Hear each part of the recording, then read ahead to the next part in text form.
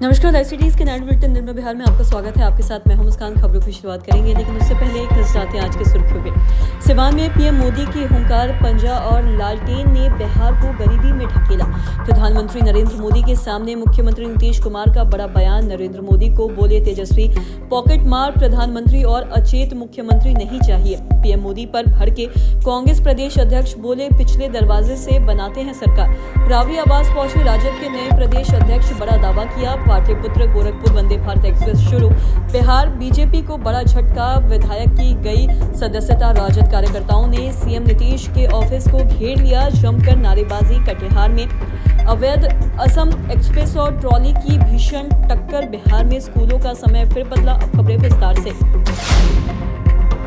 सिवान में जनसभा को संबोधित करने के लिए खुली जीप में सवार होकर आए उनके साथ मुख्यमंत्री नीतीश कुमार और दोनों उप मुख्यमंत्री शामिल रहे। तो वहीं प्रधानमंत्री नरेंद्र मोदी चुनावी साल में बिहार के लिए फिर से केंद्र सरकार का खजाना खोल दिए हैं। तो वहीं करीब 10,000 करोड़ की योजना बिहार को तोहफा देने का भी काम किया है। जसौली में जनसभा को संबोधित करते हुए कहा है कि बाबा साहेब अम्बेडकर की तस्वीर के साथ दुर्व्यवहार किया गया। तो वहीं पूरे देश में इस घटना की निंदा की गई। तो ये लोग अम्बेडकर को पैरों में रखते हैं और लेकिन मोदी उन्हें अपने दिल में रखते हैं। बिहार के लोग उनसे माफी मांगने के लिए कह रहे हैं, तो लेकिन मुझे पता है ये लोग कभी माफी नहीं मांगेंगे। आजकल बिहार में जंगल राज वाले मौका देख रहे हैं कि किसी भी तरीके से अपने पुराने कारनामे करने का मौका मिले और वह मौका की तलाश कर रहे हैं। तो वहीं इसलिए बिहार के लोगों को अपने और अपने बच्चों के उज्जवल भविष्य के लिए सतर्क रहने की जरूरत है और समृद्ध बिहार की यात्रा पर ब्रेक लगाने की भी तैयारी करने वाले लोगों को से दूर रखने की भी जरूरत है। जनसभा को मुख्यमंत्री नीतीश कुमार ने भी संबोधित किया और उन्होंने ये कहा है कि आज 9,518 करोड़ की योजनाओं का उद्घाटन शिलान्यास किया गया। और मुख्यमंत्री नीतीश कुमार ने ये भी कहा है कि पहले वालों के राज्य में क्या था, शाम में कोई घर से बाहर निकलता था, आज वो लोग प्रचार प्रसार करता है। पहले वाले ने महिलाओं के लिए कुछ किया था, हमने महिलाओं के लिए काफी काम किया है, आरक्षण दिया है। जब से काम करने का मौका मिला है तब से बिहार को आगे बढ़ाने का काम कर रहे हैं और केंद्र सरकार ने बिहार के लिए काफी काम भी किया है। इसके लिए सभी लोगों को बधाई देना चाहूंगा और साथ ही 2024 के बाद मोदी सरकार ने बिहार के लिए कई बड़ी घोषणाएं भी की। काम शुरू है। इन्होंने जातीय आधारित गणना कराने का निर्णय लिया है और आप सभी लोग हाथ जोड़कर प्रधानमंत्री को जवाब दीजिए कि उन्होंने इतना बड़ा काम किया है और बिहार बहुत आगे बढ़ जाएगा, कोई पीछे नहीं रहेगा। पीएम मोदी के बिहार दौरे पर नेता प्रतिपक्ष तेजस्वी यादव ने निशाना साधा है और तेजस्वी ने यह भी कहा है कि हम लोगों को पॉकेट मार प्रधानमंत्री और अचेत मुख्यमंत्री नहीं चाहिए। पीएम मोदी टेलीप्रॉम्प्टर पढ़कर भाषण देते हैं और ऐसे उन्हें कुछ नहीं आता। प्रधानमंत्री आज सिवान आए थे और उनके भाषण में कोई भी कंटेंट नया नहीं था, वही पुराना घिसा पिटा भाषण दे रहे थे। प्रधानमंत्री से हम पूछना चाहते हैं कि सिवान को पिछले कई सालों में आपने क्या दिया है। प्रधानमंत्री नरेंद्र मोदी की रैली में पूरा प्रशासन को इकट्ठा करने के लिए लगाया गया था, तो जबरदस्ती भीड़ को बुलाया गया। ऐसा 2005 से पहले होता था क्या? मोदी और नीतीश मास लीडर थोड़ी है। लालू यहाँ चौक पर खड़े हो जाएंगे तो लाखों की भीड़ बिना बुलाए लग जाएगी और बिहार की जनता मौजूदा एनडीए की सरकार से जवाब मांग रही है। कांग्रेस प्रदेश अध्यक्ष राजेश राम ने पीएम मोदी के भाषण पर अपना बयान दिया और उन्होंने ये भी कहा है कि यह लोग पिछले दरवाजे से सरकार बनाने वाले लोग हैं। यदि उन्होंने कांग्रेस को टारगेट किया है तो इसका मतलब हम सही मुद्दों को उठा रहे हैं, हम सकारात्मक राजनीति की ओर जा रहे हैं। तो वहीं आपका सवाल इस बात पर उठता है कि क्या बिहार में केवल चुनावी एजेंडा का राज रहेगा? यदि हम नौकरी और पलायन की बात करते हैं तो इस पर ठोस कदम क्यों नहीं उठता? और साथ ही आप कहते हैं कि डबल इंजन की सरकार है, तो जनता को उम्मीद करती हूँ कि डबल इंजन से सरकार अधिक ताकत से चले और ये लोग पिछले दरवाजे से सरकार बनाने वाले लोग हैं। इस पर एजेंडा यह तय है कि नीतीश कुमार को मुख्यमंत्री नहीं बनने देना चाहिए।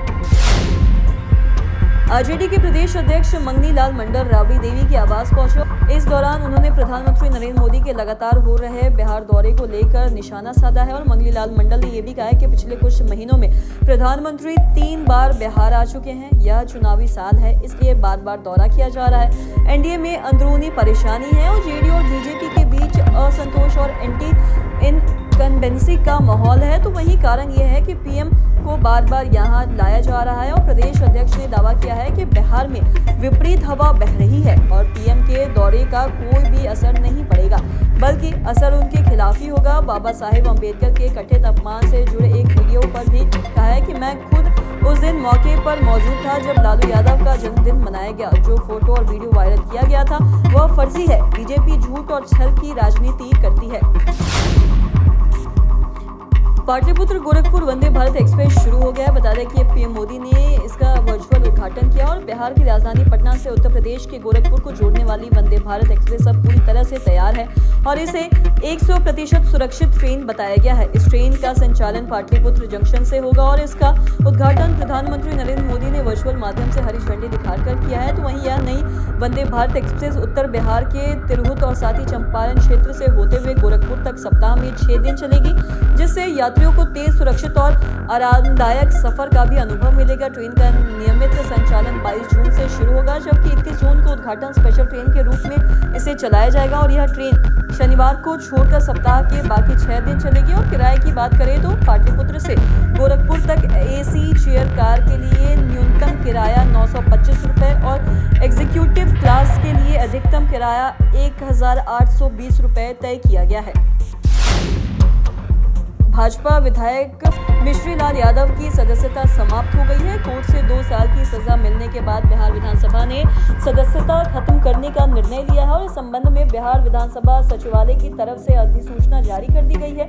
दरभंगा स्थित एमपी एमएलसी कोर्ट ने 27 मई को एक आपराधिक मामले में बड़ा फैसला सुनाया था। तो वहीं अलीनगर से भाजपा विधायक मिश्री लाल यादव और सुरेश यादव को कोर्ट ने दोषी भी ठहरा दिया था। तो वहीं दोनों को भारतीय दंड संहिता के द्वारा 506 के तहत 2-2 साल की सजा सुनाई गई थी और साथ ही 1 लाख रुपए का जुर्माना भी लगाया गया था। ये फैसला 2019 में दर्ज एक मारपीट और लूटपाट के मामले के तहत आया है और कोर्ट के निर्णय के बाद सत्ताधारी गठबंधन भाजपा विधायक की सदस्यता समाप्त कर दी गई है। राजद कार्यकर्ताओं ने हाथों में बैनर पोस्टर लेकर जमकर नारेबाजी की है और राजद के कार्यकर्ताओं जेडीयू ऑफिस के बाहर पहुंचे और जमकर नारेबाजी भी की है। सैकड़ों कार्यकर्ताओं जेडीयू कार्यालय के बाहर पहुंचे थे, जिससे मौके पर अफरा तफरी का माहौल कायम हो गया और राजद कार्यकर्ताओं ने हाथों में एक पोस्टर थामा जिससे लिखा था, हम भी हैं जमाई कराओ ना हमारी जग हंसाई, हमें भी आयोग में जगह दिलाई, मोदी नीतीश जी हमसे क्या है रुसवाई। साथ ही इसके साथ और एक और पोस्टर है जिसमें लिखा है कि मेहरारू आयोग में हर दागी की पत्नी को सम्मान, नीतीश कुमार खेलेंगे और अवैध कमाई की खान। राजद कार्यकर्ताओं ने जेडीयू कार्यालय के बाहर जमकर नारेबाजी की है, जिससे मौके पर स्थिति नियंत्रण के बाहर हो गई, जिसके बाद मौके पर भारी पुलिस बल को तैनात भी किया गया। सोनपुर रेल डिवीजन के कटिहार बरौनी रेल खंड पर एक भयावह रेल हादसा हो गया है और कांडागोला और सेमापुर के बीच बरौली से कटिहार डाउन लाइन पर आ रहे 15910 अवध असम एक्सप्रेस एक रेलवे ट्रॉली से टकरा गई। यह टक्कर इतनी भीषण थी कि घटनास्थल पर ही एक ट्रॉली मैन की मौत हो गई और जबकि 4 अन्य रेलकर्मी गंभीर रूप से घायल हो गए हैं और टक्कर इतनी जबरदस्त थी कि ट्रॉली के परखच्चे उड़ गए और साथ ही रेलवे ट्रक पर अफरा तफरी मच गया। चारों ओर 4 लोग घायल भी हैं और साथ ही साथ रेलकर्मियों को तत्काल नजदीकी अस्पताल केंद्र में ले जाया गया, जहां उनकी हालत गंभीर बनी हुई है। और इस दुखद घटना की पुष्टि स्वयं ADRM मनोज कुमार ने की है और जिन्होंने बताया है कि रेलवे ने इस मामले की उच्च स्तरीय जांच के आदेश दे दिए हैं। बिहार में स्कूलों की टाइमिंग को फिर से बदल दी गई है। शिक्षा विभाग की तरफ से स्कूलों के समय को लेकर लेटर जारी कर दिया गया है, जिसमें कहा गया है कि स्कूल 9:30 बजे से 4 बजे तक चलेगी। और आपको बता दें कि बिहार में भीषण गर्मी को देखते हुए शिक्षा विभाग ने स्कूलों के समय में बदलाव किया था। सुबह 6:30 से 11 बजे तक स्कूलों को चलाने का फैसला किया गया था और फिर से शैक्षणिक गतिविधि बंद करने का आदेश दिया गया था। लेकिन अब मानसून एक्टिव होने के बाद शिक्षा विभाग ने विद्यालयों के समय को बदला है और अब 9:30 से 4 बजे तक क्लासेस चलेंगी। तो आज के इस वीडियो में इतना ही। अगर आपने अब तक हमारे चैनल को सब्सक्राइब नहीं किया तो तुरंत कर लिए, साथ ही हमारे फेसबुक पेज को लाइक करें। वीडियो देखने के लिए आपका धन्यवाद।